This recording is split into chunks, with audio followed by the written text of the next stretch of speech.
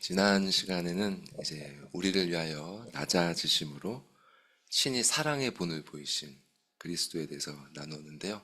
지난 말씀 다시 한번 상기를 해보겠습니다.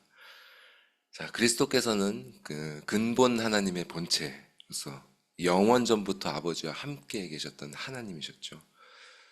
그런데 그분은 아버지와 동등됨을 취할 것으로 여기지 않으시고 자기를 비우사 사람의 근본 본체, 참 사람이 되셨습니다. 또한 그분은 그저 사람이 되셨을 뿐만 아니라 하나님으로서 그 당신의 영광을 포기하시고 또 스스로 선택할 자주권도 포기하시고 당신의 그 모든 부요함을 포기하시고 심지어 당신이 아버지 하나님과 나누셨던 그 화목한 관계마저도 포기하셨습니다. 그리고 아버지의 진노의 대상이 되셨죠. 이분이 그렇게까지 하신 이유는 실로 그분에 비하면 정말 아무것도 아닌 우리들을 위해서, 우리를 위한 그 이해할 수 없는 사랑 때문에 그렇게 하셨습니다. 자, 근데 만일 그리스도에 대한 이야기가 이렇게 끝난다면 어떨까요? 그렇게 십자가 사건 후에 믿는 사람들은 만약 구원을 받았지만 그리스도께서는 그냥 그렇게 죽으심으로 끝났다면 그 이후에 신자들의 이야기는 어떻게 전개가 됐을까요? 아마 그랬다면 성경의 기록들은 지금이랑은 많이 달랐을 거예요. 아마 분명히 사도신경이나 서신서 같은 것들은 쓰여지지 않았을 것입니다. 그리고 대부분의 제자들은 고향으로 아마 돌아갔겠죠. 일상으로. 그리고 그분에 대한 얘기를 간간히 회상하면서 또 그런 이야기들이 회자됐겠지만 아마 서서히 잊혀져 갔을 겁니다. 아마 몇몇 사람들에 의해서 지금의 복음서 같은 기록이 기록이 남겨졌을 수도 있겠죠. 하지만 그 분위기나 느낌은 상당히 달랐을 거예요. 그 복음서들이 아마 이렇게 끝나지는 않았을 겁니다. 복음서들의 마지막 부분들을 한번 모아봤거든요. 한번 쭉 읽어볼까요? 시작. 내가 너희에게 분부한 모든 것을 가르쳐 지키게 하라. 볼지어다 내가 세상 끝날까지 너희와 항상 함께 있으리라 하시니라. 제자들이 나가 두루 전파할세 주께서 함께 역사하사 그 따르는 표적으로 말씀을 확실히 증언하시니라. 그들이 그에게 경배하고 큰 기쁨으로 예루살렘에 돌아가 늘 성전에서 하나님을 찬송하니라. 예수께서 행하신 일이 이외에도 많으니 만일 낱낱이 기록된다면 이 세상이라도 이 기록된 책을 두기에 부족할 줄 아노라. 자, 여러분, 이 기록에 담겨진 어떤 힘이 느껴지십니까? 이 소망에서 나오는 어떤 그 열정적인 기운이 느껴지지 않으십니까? 어떻게, 무엇이 이 책들을 이렇게 기록되게 했을까요? 무엇이 그 제자들로 하여금 교회로 이렇게 모이게 하고 예수의 이야기를 담대히 전하게 했을까요? 이 정말 무지하고 힘이 없던 자들이 어떻게 그 대제국의 박해를 이겨내고 역사를 바꿔냈을까요?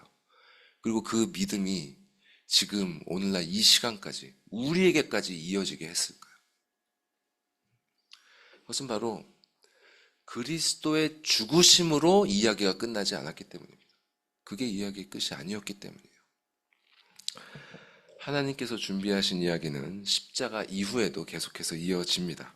그래서 사도 바울은 그 이후의 이야기를 오늘 본문에 요약적으로 진술을 하고 있습니다. 그래서 자, 본문 9절 말씀을 다시 한번 읽어볼까요? 시작. 모든 이름 위에 뛰어난 이름을 주사. 자, 하나님께서는 십자가에서 죽기까지 낮아지셨던 이 그리스도를 지극히 높이셨습니다. 근데 여기서 그분을 높이셨다는 의미를 좀 이해하기 위해서 오늘 본문과 비슷한 거의 같은 내용을 조금 더 자세히 설명하고 있는 베드로의 설교를 한번 다시 볼게요. 베드로의 설교 말씀 읽어볼까요? 시작. 하나님께서 그를 사망의 고통에서 풀어 살리셨으니 이는 그가 사망에 매여 있을 수 없었음이라. 이 예수를 하나님이 살리신지라 우리가 다 일의 증인이로다. 하나님이 오른손으로 예수를 높이심에 그가 약속하신 성령을 아버지께 받아서 너희가 보고 듣는 이것을 부어주셨느니라.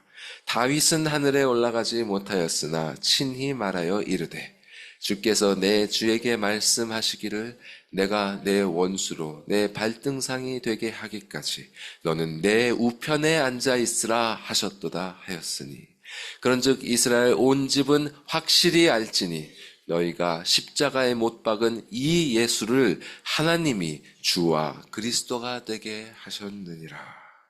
자, 이 말씀에서 제가 표시한 이 부분들이 바로 하나님께서 그리스도를 어떻게 높이셨는지를 보여주고 있습니다. 자, 먼저 보시죠. 하나님께서는 그리스도를 부활하게 하셨고, 그 다음에 그분을 높이사 승천하게 하셨고, 그 다음에 그분을 당신 보좌 우편에 앉히셨고, 후에는 그분을 주와 그리스도, 즉 온 세상을 심판하는 왕으로 세우셨습니다. 자, 부활, 승천, 하나님 보좌 우편에 앉히심, 그리고 재림. 우리가 매주 사도신경을 통해 고백하는 내용이죠. 바로 이것이 하나님께서 그리스도를 지극히 높이셨다는 그 오늘 본문 말씀에 나오는 그 내용인 것입니다. 자, 그런데 사실 이 내용은 이 예수님 때문에 처음 나온 게 아니라요. 그 이전에 이 구약 성경에 나오는 그 인물들의 삶 속에서도 암시가 되고 있었어요. 자, 예를 들어서 하나님께서는 요셉을 감옥에 이르기까지 낮추셨죠. 하지만 나중에는 그를 이집트의 총리로 높이시고 또 그 형제들을 심판하는 자리에 이르기까지 그렇게 높이셨습니다. 또 다윗에 의해서도 우리가 볼 수 있죠. 다윗도 여러 가지 모양으로 심지어는 블레셋에 가서 비굴하게 막 미친 척하는 자가 되게 이르기까지 그렇게까지 낮아졌지만 결국 다윗은 이스라엘 역사상 가장 존경받는 왕이 되기까지 높이시지 않았습니까? 근데 우리가 오해하지 말아야 될 것은 하나님께서 이렇게 그리스도를 높이신 사건이 그런 요셉이나 다윗을 높이신 것과 같은 수준의 그런 사건은 아니라는 사실입니다. 요셉과 다윗의 삶이 이 그리스도의 삶을 예표, 미리 보여주기는 했지만 그분과 동등한 의미를 가지고 있지 못해요. 근거가 여러 가지가 있는데요. 오늘 본문에 지극히 높이셨다는 표현이 나오잖아요. 그 지극히 높이셨다는 그 표현은 성경 전체에서 딱 오늘 그 빌립보서 2장 9절에 나오는 그 본문에만 나오는 표현입니다. 그러니까 하나님께서 다른 이들도 높이셨지만 그리스도를 높이신 것과 같은 그런 높이심은 아니라는 거죠. 그리스도를 높이심은 정말 특별한 높이심이었다는 뜻입니다. 그리고 자, 아까 우리가 여기서 읽었던 34절 말씀도 보시면 다윗은 하늘에 이르기까지 높아지지 않았습니다. 하지만 그리스도께서는 하늘로 높아지셔서 하나님 보좌 우편에 앉혀지시기까지 높아지셨죠.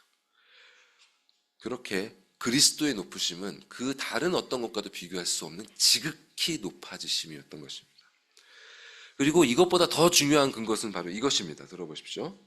하나님께서 그리스도를 지극히 높이신 일은 영원 전부터 하나님 당신께서 작정하신 구원 사역을 이루기 위한 높이심이었다는 사실입니다. 자, 요셉이나 다윗을 높이신 일은 예수님의 높이심을 이렇게 암시해 주긴 했지만 신자들의 구원을 이루는 높이심은 아니었어요. 그러나 하나님께서 그리스도를 높이심은 그저 그분만 높이신 것이 아니라 우리의 구원을 이루기 위한 높이심이었습니다. 그러니까 다시 말해서 이 그리스도를 높이셨다는 것은 곧 우리의 구원의 복음이란 뜻입니다. 자, 예수 그리스도를 높이신 것이 어떻게 우리의 구원의 복음이 되느냐를 5가지로 간단하게 한번 정리를 해보겠습니다. 다음 보여주시죠. 자, 첫 번째로 이 그리스도의 부활은 죽음에 대한 우리의 완전한 승리를 뜻합니다. 자, 이전에 말씀드린 것처럼 그리스도를 믿는 사람, 정말 새 생명을 가지게 된 사람은 삶의 의미가 달라지죠. 이제는 내가 사는 것이 아니라 내 안에 계신 그리스도께서 사시는 것입니다. 그렇게 삶의 의미가 달라지면 뭐가 달라지죠? 죽음의 의미가 달라집니다. 죽음의 의미가 달라져요. 그래서 우리에게는 사는 것도 유익이 되지만 죽는 것은 더 유익이 되는 그런 의미로 달라지게 됩니다. 자, 그러므로 그리스도의 이런 부활하심을 통해서 신자는 죽음에 대해서 완전히 승리하게 됩니다. 자, 밑에 있는 말씀들 한번 읽어볼게요. 시작. 하나님이 주를 다시 살리셨고 또한 그의 권능으로 우리를 다시 살리시리라. 주 예수를 다시 살리신 이가 예수와 함께 우리도 다시 살리사 너희와 함께 그 앞에 서게 하실 줄을 아노라. 여러분, 이 사실을 믿으십니까? 예수를 살리실 것처럼 우리도 다시 살리실 줄 여러분 믿으십니까? 우리가 거듭난 새 생명을 가진 자, 또 그분과 진정으로 연합된 자라면 하나님께서 예수를 부활하게 하신 것처럼 우리도 그분을 따라 부활하게 하실 것입니다. 자, 그 다음 두 번째 보여주시죠. 두 번째로 예수님의 부활은 죄와 죄책에 대한 완전한 승리를 뜻합니다. 자, 그리스도께서 죽으셨다가 다시 살아나셨다는 의미는 하나님께 진 택함을 받은 자들이 하나님께 지었던 그 모든 죄의 빚을 다 갚으셨을 뿐만 아니라 더 나아가서 하나님께서 기뻐 받으실 만한 완전한 의로우심까지 성취하셨다는 의미입니다. 자, 그런데 예수께서는 그렇게 당신께서 성취하신 의로움을 당신만 갖고 계시지 않았어요. 다음 밑에 말씀 읽어보시죠. 시작. 예수는 우리가 범죄한 것 때문에 내 줌이 되고 또한 우리를 의롭다 하시기 위하여 살아나셨느니라. 자, 우리가 범죄한 것 때문에 신자들, 택함 받은 자들이 범죄한 것 때문에 예수 그리스도께서 죽음에 내 줌이 되셨습니다. 하지만 그분께서 그 빚을 다 갚으시고 완전한 의를 성취하심으로 말미암아 우리까지 의롭다 하시기 위해서, 그분만이 아니라 우리까지 의롭다 하시기 위하여 다시 살아나셨던 것입니다. 그렇게 그 의로움을 우리에게 전가하심으로 우리도 그분과 함께 하나님 앞에서 의롭다함을 얻게 하셨습니다. 그분께서 이렇게 부활하신 덕분에 우리가 하나님 앞에 받아들여지게 된 것입니다. 자, 다음 보여주시죠. 그 다음에 그리스도의 승천은 우리를 영적으로 부요하게 하십니다. 자, 요한복음 말씀 먼저 한번 읽어볼게요. 시작. 그러나 내가 너희에게 실상을 말하노니 내가 떠나가는 것이 너희에게 유익이라. 내가 떠나가지 아니하면 보혜사가 너희에게로 오시지 아니할 것이요 가면 내가 그를 너희에게 보내리니. 자, 예수님의 말씀입니다. 자, 교회를 다니는 분들 중에 이런 생각하시는 분들 있죠. 참 보이지 않는 분 믿기 힘들다. 그분이 이 자리에 계시면 얼마나 믿기도 좋고 유익을 얻을 수 있을까.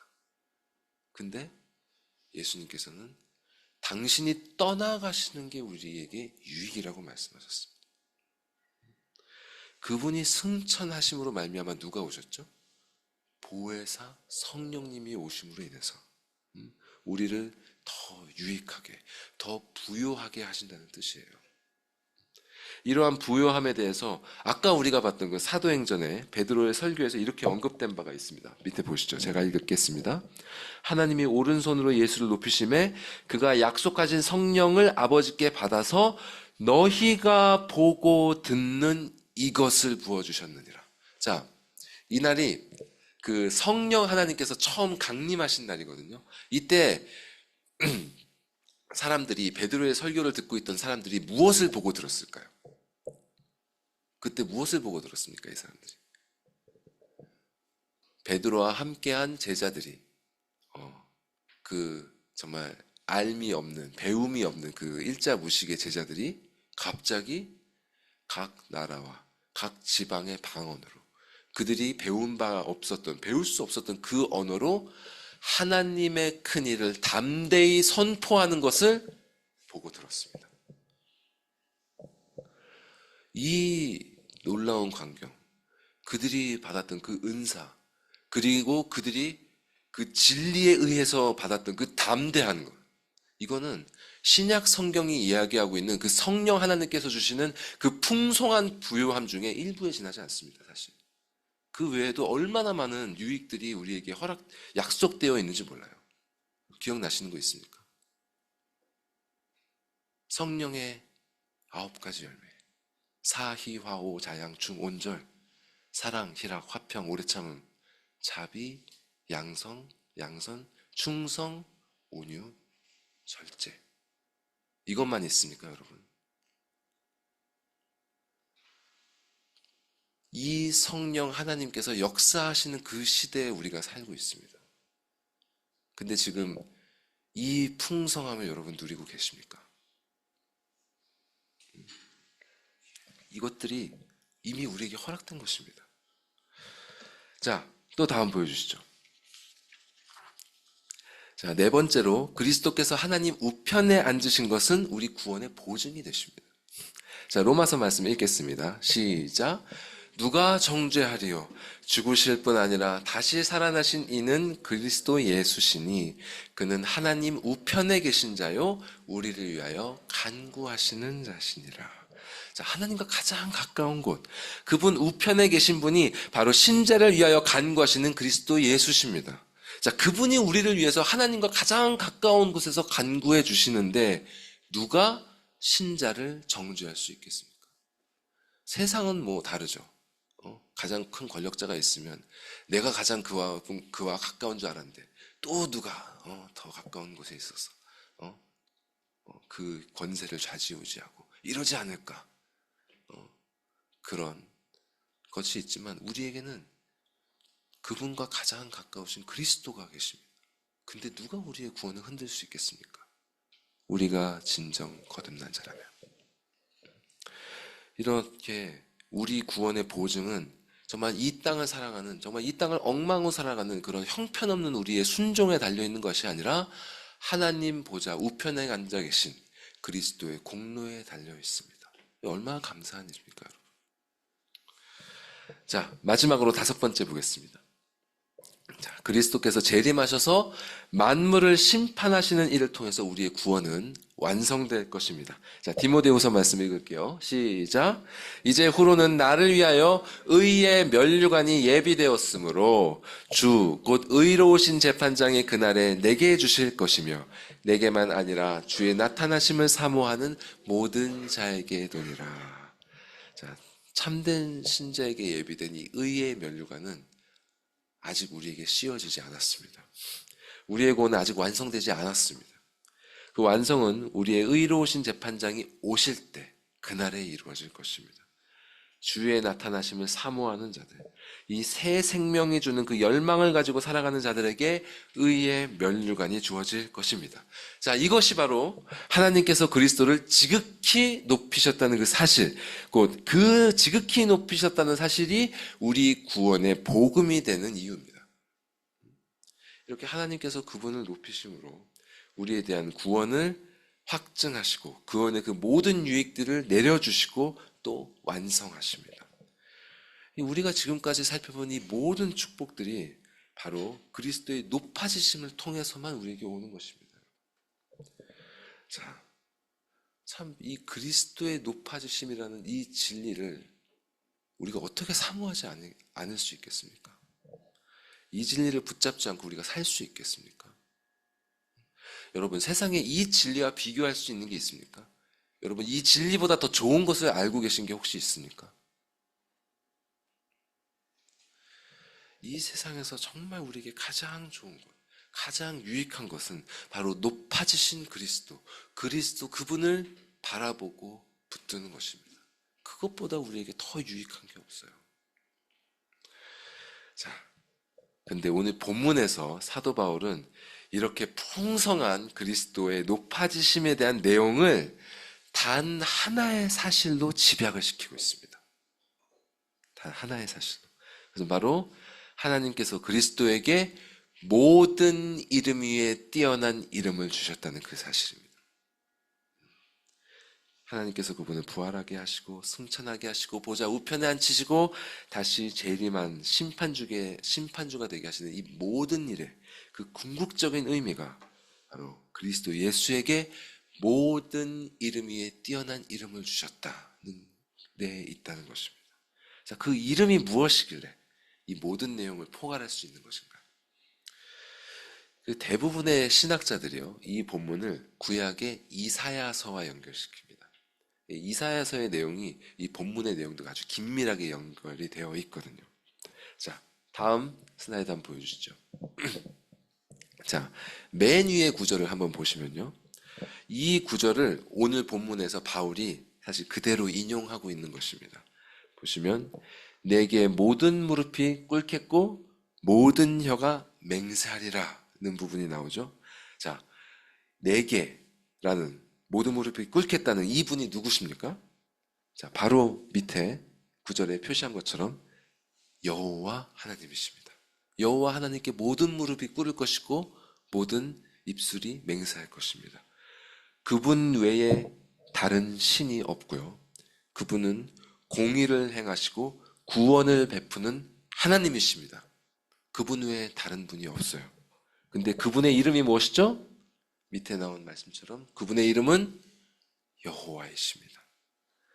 자, 제가 이전에 말씀드린 것처럼 이 유대인들은요, 성경에서 이 여호와라는 이름이 나올 때 이 발음을 하지 않고 아도나이, 즉 주님 이렇게 읽었습니다. 그래서 나중에 이 전통을 따라서 요 히브리어 성경을 헬라어로 번역할 때 이 여호와라는 그 히브리어를 어떻게 읽는지 몰라요. 사실 여호와인지 뭔지 모릅니다만 그 이름을 퀴리오스, 즉 혹은 또 퀴리오스 호세오스, 즉 주님 혹은 주 하나님 이렇게 번역을 했습니다. 그래서 바울은 이렇게 헬라어로 번역된 요 이사야 45장 23절을 인용하면서 오늘 본문 10절과 11절을 기록한 거예요. 그러니까 오늘 본문이 말씀하는 바가 무엇입니까? 예수님이 바로 여호와 하나님이라는 말씀입니다. 이 여호와께 모든 무릎이 꿇는 것처럼 예수께 모든 무릎이 꿇을 것입니다. 여호와께 모든 혀가 맹세하는 것처럼 모든 입이 예수를 그리스도 주라고 시인할 것입니다. 이 예수 그리스도는 아도나이, 즉 구약 성경의 여호와 하나님이신 것입니다. 이것이 바로 신약 성경에서 예수 그리스도는 주라고 고백할 때 말하는 의미인 것이에요. 성부 하나님께서 그리스도께 주신 그 이름, 모든 이름 위에 뛰어난 이름은 바로 주 여호와 하나님이신 것입니다. 그리스도의 부활, 승천, 하나님 우편에 앉으심, 또 재림하심, 이렇게 그 지극히 높이심의 의미가 바로 여기에 있는 것입니다. 그런데 여기서 잠시 우리가 기억해야 할 점이 있어요. 자, 요 아도나이란 말에는요, 이제 문법적인 말로 소유격 인칭 대명사가 사실 붙어 있습니다. 그러니까 영어로 말하면 my, 한국말로 하면 나의라는 말이 이 말에 붙어 있는 거예요. 그래서 아도나이라는 말을 그냥 번역하면 주님, 주 이렇게 되지만 엄밀하게 그거를 번역하면 그냥 주님이 아니고 나의 주님이 됩니다. 나의 주님. 그리스도가 아도나이라는 것은 그분의 부활을 의심했던 그 도마가 고백했던 것처럼 나의 주님, 나의 하나님이란 뜻인 것입니다. 자, 여러분에게 이 그리스도가 나의 주님이 되십니까? 정말 아도나이, 여러분의 아도나이가 그리스도이십니까? 자, 이것은 정말 그리스도 높은 분이시지 이렇게 인정하는 정도가 아닙니다. 혹은 심지어는 그래, 그리스도가 이 세상에서 가장 높은 주인이야 라고 인정하는 것도 사실은 여기에 해당되지 않습니다. 여러 번 그 설교 말씀들 가운데 인용되었던 것처럼 야고보서에서는요, 그 정도로 인정하는 것을 가리켜 귀신의 믿음이라고 말합니다. 야고보서에서 이렇게 말씀했었죠. 네가 하나님은 한 분이신 줄 믿느냐? 잘 아는도다 귀신들도 믿고 떠느니라. 귀신들도 하나님이 한 분이신 줄 믿습니다. 하나님만이 주인이신 줄 알아요. 사실 우리보다 더 잘 알지도 모릅니다. 그리고 알 뿐만 아니라 믿고 떤다 그랬어요. 두려워할 줄까지 압니다. 근데도 그들은 주님을 나의 주님, 그들의 주님으로 모시지 않아요. 믿고 순종하지 않습니다. 말씀을 따르지 않습니다. 왜 그럴까요?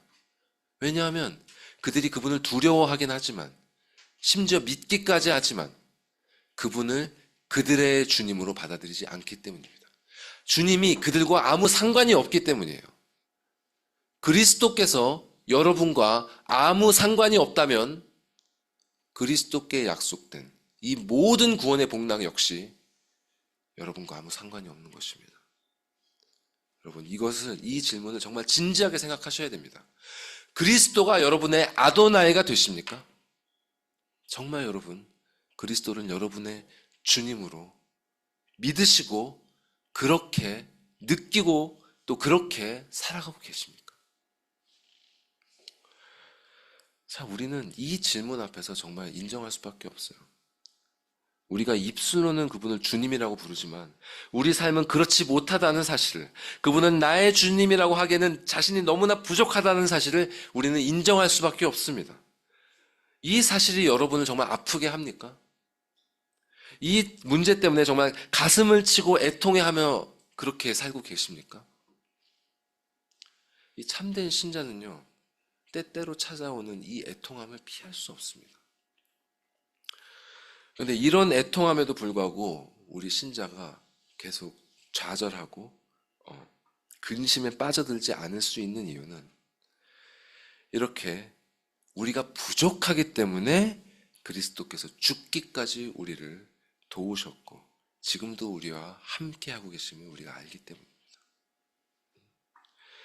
그분이 이렇게 완전한 순종의 본을 보이신 것은 우리를 좌절하게 만들려고 하신 것이 아니라 우리를 도우시기 위함입니다, 여러분.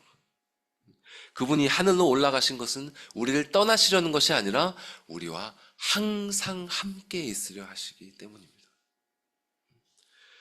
그렇게 거듭난 신자에게는 이것이 있습니다. 자, 제가 지금 말씀드리는 이 진술을 다시 한번 여러분의 영혼에 비춰 보십시오. 거듭난 신자 안에 있는 이 새 생명은 아무리 힘들고 어렵더라도 무엇보다도 사랑하는 그리스도를 따르고자 하는 그 열망이 그 안에 있습니다. 여러분에게 이 열망이 있습니까? 그분이 가신 길이 정말 좁고 정말 험한 길이지만 그 무엇보다 사랑하는 나의 주님이 가셨던 그 발자취를 나도 따르고 싶다. 나도 그 발자취를 따라가고 싶다는 그 열망이 있습니다. 그것이 여러분에게 있습니까? 여러분의 영혼에 이 열망이 없다면 아직 그 영혼에 새 생명이 없다는 증거일 수 있습니다.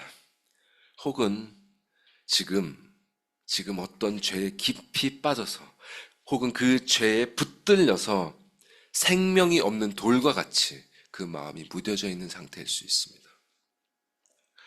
정말 심각한 문제입니다. 사람에게 이것보다 심각한 문제가 없어요. 정말 여러분이 이것을 인식하셨다면, 이 문제를 인식하셨다면 열일을 제쳐놓고 이 문제부터 해결하셔야 합니다. 이보다 우리 영혼에 더 시급하고 중대한 문제가 없습니다. 자, 또 혹은 이런 열망 비슷한 게 여러분 마음에 있을 수도 있지만 제가 다음에 말씀드리는 이런 마음이 같은 게 아닌지 한번 또 보십시오. 자, 이 열망은 나도 그리스도처럼 되고 싶다, 그렇게 되고자 하는 어떤 영적 야심 같은 것이 아닙니다. 또한 이 열망은 그분의 길을 따름으로 인해서 약속되었던 그런 은사나 축복들을 내가 얻고자 하는 어떤 그 욕망 같은 것이 아닙니다.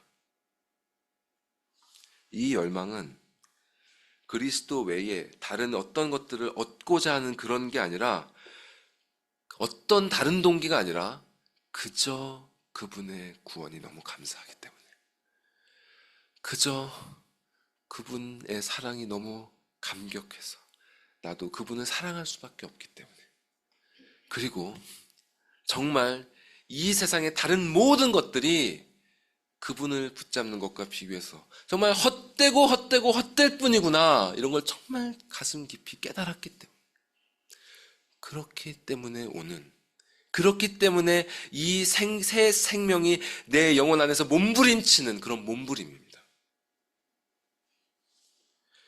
그런 새 생명의 몸부림이 여러분에게 있습니까? 그 몸부림이 여러분에게 없다면, 혹은 너무나 미약해져 있다면, 그런 분은 빨리 주님께 나오십시오. 잠깐만, 그분께 돌아갈 만한 적당한 때라는 건 없습니다. 바로 지금. 지금보다 더 좋은 때가 없습니다. 바울이 말한 것처럼 지금이 은혜 받을 만한 때이고 지금이 구원의 날입니다. 여러분, 그분께 나오십시오. 자, 근데 그리스도는 나의 주님이시다, 이렇게 말로 하는 건 참 쉽습니다. 말로 하는 건 쉬워요. 우리가 매주 교회에 나와서 이 고백을 하지 않습니까? 근데 이 말은요, 사실 그렇게 쉽게 내뱉을 수 있는 말이 아닙니다. 이 바울이 살던 그 당시를 한번 여러분 떠올려 보십시오. 그 당시에는 퀴리오스, 주님이다 그러면 누구를 뜻했습니까? 로마 제국의 황제를 뜻했어요. 그래서 학자들에 따르면 이 퀴리오스라는 칭호는 로마 황제가 되고 나서 어떤 종교의식을 행하고 난 다음에 그 종교의식을 통해서 신격화가 된 다음에 그 황제에게 붙일 수 있는 그런 어떤 신적인 호칭이었다고 합니다. 그러니까 아무에게나 그냥 쉽게 붙일 수 있는 칭호가 아니었다고 해요. 그래서 이 로마 제국에 대한 충성을 확인하는 어떤 테스트 구문이 있었다고 합니다. 카이세르 퀴리오스, 황제는 주님이시다. 공적인 자리에서 이 말을 할 것을 요구를 받았을 때 이것을 말하지 못하면 황제에 대한 반역으로 여겨져서 처벌을 받았던 것입니다. 그러니까 사도 바울이 로마 감옥에 갇힌 이유가 바로 이것 때문이에요. 그는 황제가 주님이 아니라 예수님이 주님이라는 복음을 전파했습니다. 퀴리오스 예수스 크리스토스, 주님은 예수 그리스도이시다. 이 고백 때문에 바울을 비롯한 많은 신자들이 감옥에 갇히고 처형을 당했습니다. 근데 여러분, 사실 일반적인 상식으로는 이해가 되지 않는 행동이에요. 왜냐하면은 그 로마 제국 당시에 사실 로마가 그렇게 엄하지 않았습니다. 이방, 자기들이 지배하는 그 지배민들, 그 이방인들의 종교를 인정했어요. 하나의 조건만 맞으면 됩니다. 그들의 신과 함께 로마 황제도 신성을 가진 주님이시다, 이렇게 황제의 신성만 인정하면 오케이, 너희들의 신을 믿어도 돼. 로마는 그렇게 포용 정책을 썼습니다. 근데 바울을 비롯한 그리스도인들은 고집스럽게도 황제가 아니라 오직 예수 그리스도만이 주님이시다라고 고백했습니다. 이 세상 사람들이 봤으면 미련하다고 했을 거예요. 어리석다고 했을 것입니다. 정말 피할 수도 있었던 환난을 자초한 것이죠. 자, 이들이 왜 이런 선택을 했을까요? 이거를 엄밀히 생각해 보면 정말 두 가지 가능성밖에 없습니다. 하나는 이들이 정말 미친 광신도들이었든지, 또 하나는 정말 그리스도께서 하나님의 아들이시오 세상을 심판하실 주님이 맞았던지, 둘 중 하나의 가능성밖에 없습니다, 여러분. 그렇기 때문에 바울은 고린도전서에서 다음과 같이 말할 수 있었던 것입니다. 자, 함께 고린도전서 말씀 읽어볼까요? 시작. 그러므로 내가 너희에게 알리노니 하나님의 영으로 말하는 자는 누구든지 예수를 저주할 자라 하지 아니하고 또 성령으로 아니하고는 누구든지 예수를 주시라 할 수 없느니라. 자, 사실 오늘날에는 믿음이 없어도 예수를 주라고 말할 수 있습니다. 근데 이 당시에는 아니었단 말이에요. 이 당시에는 성령으로 나지 않은 자는 예수를 주라고 말할 이유가 없었습니다. 왜 죽음을 자초하겠습니까? 근데 이렇게 예수를 주라고 했던 당시 그리스도인들의 고백에는 어떤 의미가 담겨 있었냐면요, 기대의 의미가 담겨 있었어요. 자, 사실 그리스도인들은 예수님을 주님이라고 믿었고 고백했습니다. 하지만 사회 대다수를 이루던 그 메이저리티는, 그들에게는 예수님은 주님이 아니었어요. 황제가 주님이었죠. 인간 권력자가 모든 것을 다스리는 상황이었단 말입니다. 그런 상황인데 바울은 오늘 본문에 10절과 11절 기록했던 것입니다. 다시 본문 10절 11절 읽어볼까요? 시작. 하늘에 있는 자들과 땅에 있는 자들과 땅 아래에 있는 자들로 모든 무릎을 예수의 이름에 꿇게 하시고 모든 입으로 예수 그리스도를 주라 시인하여 하나님 아버지께 영광을 돌리게 하셨느니라. 자, 여기서 하늘에 있는 자들이라 함은 하나님을 따르는 천사들과 지금은 이 세상을 떠나 하나님 곁으로 간 신자들이고요. 땅 아래에 있는 자들이라 함은 타락한 천사들과 세상을 떠난 불신자들을 뜻합니다. 땅에 있는 자들은 지금 이 세상을 살고 있는 신자와 불신자를 모두 포괄하는 말이죠. 자, 그러니까 무슨 말입니까? 모든 피조물에게, 죽어있든 살아있든 그 모든 피조물에게 예수 그리스도가 주님이 되실 것이라는 의미입니다. 자, 이 구절은 어떤 예외도 허용하지 않습니다. 하늘과 땅과 땅 아래라 함은 그 어떤 예외도 없음을 강조하는 표현입니다. 아버지께서 정하신 그 마지막 날에 실로 그 모든 피조물에게 예수 그리스도가, 다른 무엇이 아니라 오직 예수 그리스도가 주가 되실 것이라는 말씀입니다. 자, 근데 각자 처한 자리에 따라 이 예수 그리스도는 주라는 이 고백의 의미가 달라지는 거죠. 자, 이전의 신자들에게는 이것이 기대의 의미였다면 마지막 날 이전의 신자들에게는, 우리를 포함해서요. 하지만 마지막 날에 타락한 불신자들에게 이 고백은 가슴을 치고 이를 가며 마지못해 내뱉는 그런 패배의 체념이 될 것입니다. 그리고 택하심을 받고 구원을 얻은 이들에게 이 고백은 더 이상 기대가 아니라 이미 이루어진 승리에 대한 선포가 될 것입니다. 자, 로마 감옥 안에 있던 이 바울은요, 당시에 그 그리스도의 주되심이 철저히 짓밟혀지고 있는 그 현실에도 불구하고 이 고백을 서신에 써 내려갔던 것입니다. 왜냐하면 그에겐 이런 믿음이 있었기 때문이죠. 하나님께서 시작하신 이 모든 일의 결국, 그 모든 결국은 결국 그분의 영광으로 마무리될 것이다. 만물이 예수의 이름에 무릎을 꿇고 그분을 주님이라 시인할 것이고 이를 통해 아버지 하나님께서 영광을 받으실 것이다.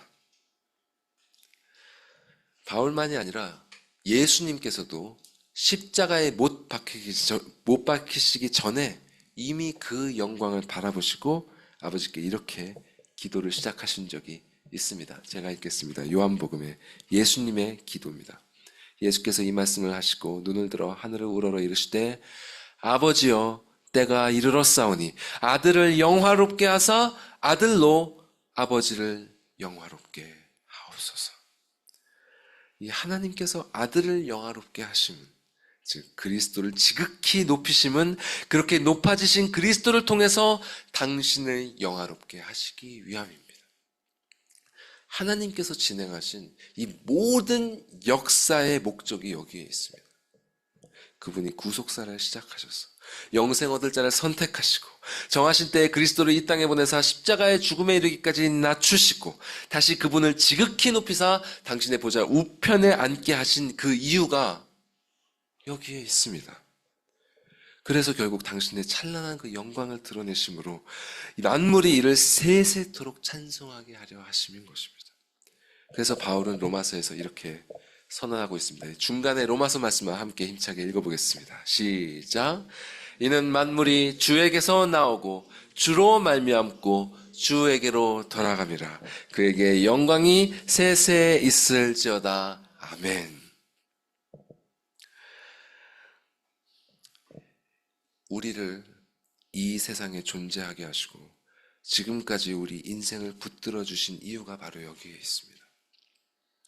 이처럼 모든 만물은 주님으로부터 나왔고 주님께 의존되어 있으며 결국 그분께 영광 돌림으로 귀결될 것입니다. 비록 우리는 지금 모든 만물이 그에게 복종하고 있는 것을 보지 못하지만 그분께서는 결국 이를 이루실 것입니다. 자, 그리스도께서는 십자가를 앞에 두고도 이 영광을 보셨습니다. 그리고 바울은 감옥에 갇혀서도 이 영광을 봤습니다. 자, 여러분은 지금 이 영광을 보고 계십니까? 참된 신앙은 보지 못해도 믿는 것입니다. 베드로는 우리에게 이렇게 말씀합니다. 예수를 너희가 보지 못하였으나 사랑하는도다. 이제도 보지 못하나 믿고 말할 수 없는 영광스러운 즐거움으로 기뻐하니 믿음의 결국 곧 영혼의 구원을 받음이라. 여러분, 베드로가 말한 너희에 여러분의 영혼이 포함되어 있습니까? 진정한 믿음은 아직 보지 못했음에도 불구하고 믿는 것입니다. 믿음은 바라는 것들의 실상이요 보이지 않는 것들의 증거입니다. 자, 어린아이가 엄마의 약속을 신뢰하는 것은 아직 그 약속이 이루어지지 않았지만 엄마라면 이 약속을 지켜줄 거야 라는 믿음이 있기 때문입니다.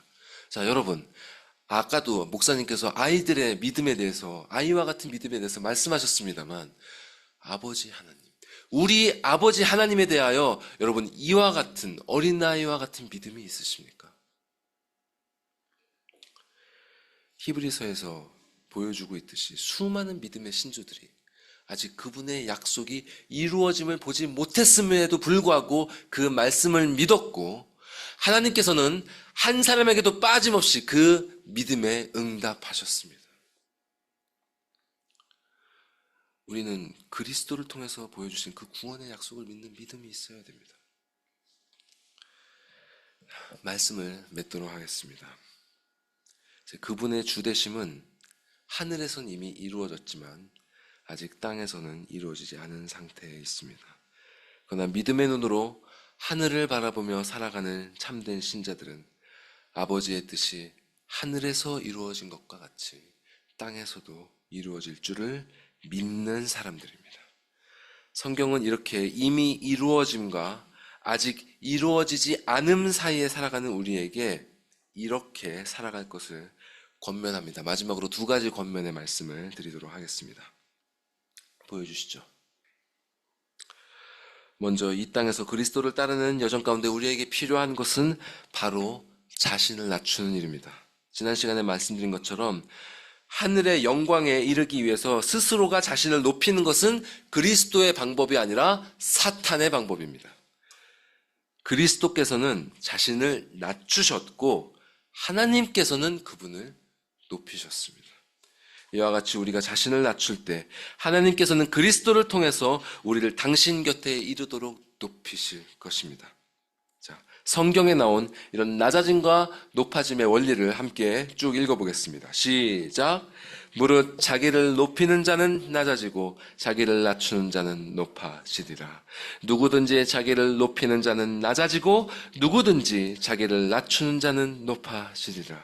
주 앞에서 낮추라. 그리하면 주께서 너희를 높이시리라. 그러므로 하나님의 능하신 손 아래에서 겸손하라. 때가 되면 너희를 높이시리라. 때가 되면 우리를 높이실 것입니다. 여러분 자신을 낮추십시오. 이것이 그분께서 우리에게 제시하신 구원의 길입니다. 그리스도께서 먼저 가신 이 길 외에 우리가 걸어갈 다른 길이 없습니다. 다른 길을 헤매며 세월을 보내지 마시고 이 길로 돌아오십시오. 이 길은 비록 좁고 험하고 협착하지만 우리와 항상 함께 하시는 성령 하나님께서 이 길 위에서 우리의 영혼을 지키실 것입니다. 두 번째 권면 보여주십시오. 두 번째로 우리가 기억해야 할 것은 이 길은 우리의 힘으로 걸을 수 없고 오직 믿음으로 걸어야 한다는 사실입니다. 우리가 온갖 고난과 유혹을 이기고 또 고통과 안일함을 극복하고 끝까지 이 길을 걸어가려면 자신을 의지하지 말고 오직 그리스도를 믿고 의지해야 됩니다. 자, 다음 말씀 쭉 읽어보겠습니다. 시작. 만일 우리가 그의 죽으심과 같은 모양으로 연합한 자가 되었으면 또한 그의 부활과 같은 모양으로 연합한 자도 되리라. 허물로 죽은 우리를 그리스도와 함께 살리셨고 너희는 은혜로 구원을 받은 것이라.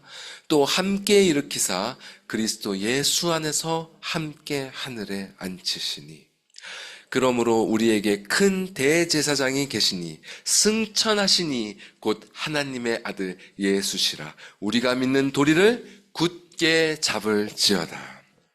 자, 처음 말씀부터 보십시오. 우리가 이 땅에서 그분의 죽으심과 연합한 삶을 살 때, 다시 말해 겸손히 주 앞에 낮아져서 죽기까지 복종하는 십자가의 길을 그분과 함께 걷는다면 아버지께서 그리스도를 살리신 것과 같이 우리에게도 영생을 주실 것입니다. 또한 그렇게 우리를 살리신 주님께서는 우리를 그분과 함께 하늘에 앉히사 그리스도와 함께한 상속자로서 하늘의 복락과 영광을 영원토록 누리게 하실 것입니다. 우리가 믿는 이 도리를 굳게 붙잡으십시오. 언제 어디서 어떤 상황에 놓여있든 간에 이 약속을 바라보시고 믿음의 눈으로 바라보시고 붙잡으십시오.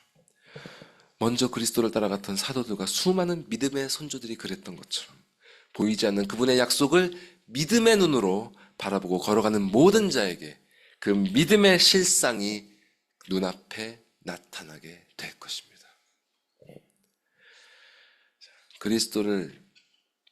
그리스도께서 이 땅에 오심을 기념하는 성탄절이 다가오고 있습니다.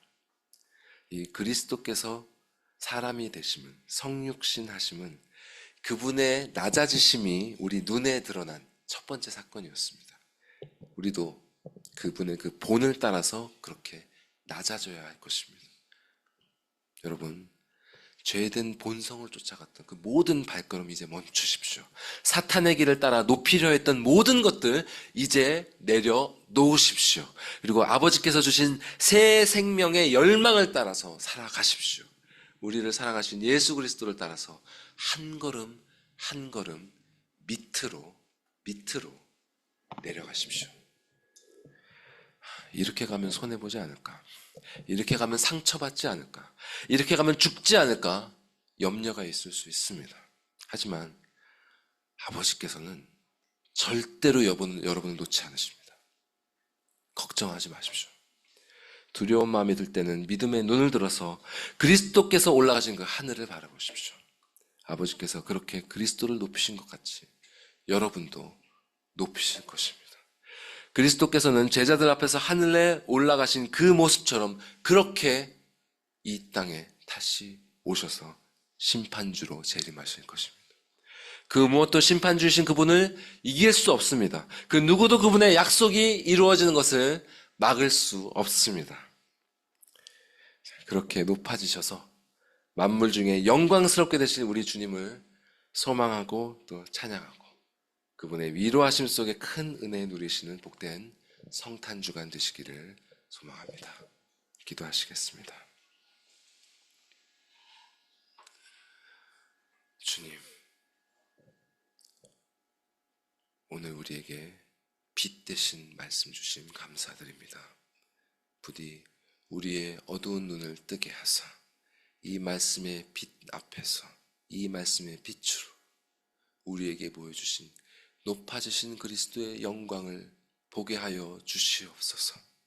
주님, 아직 새 생명이 없는 자, 그들에게 그 영혼을 다시 살려서 새 생명을 부어주시고 죄에 빠져서 돌같이 마음이 굳어진 자에게 주님 다시 살같이 부드러운 마음 허락하여 주시고 또 온갖 고난과 혹은 유혹 때문에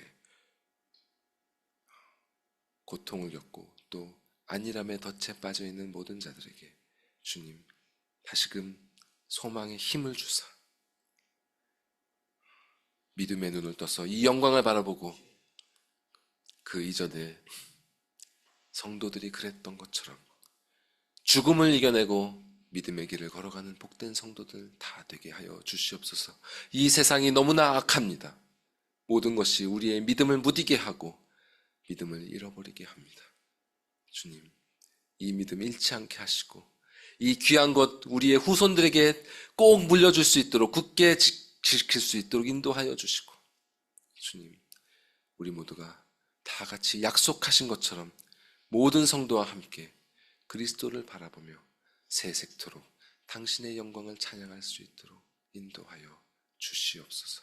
이것 외에 모든 것이 헛되고 헛된 줄을 압니다.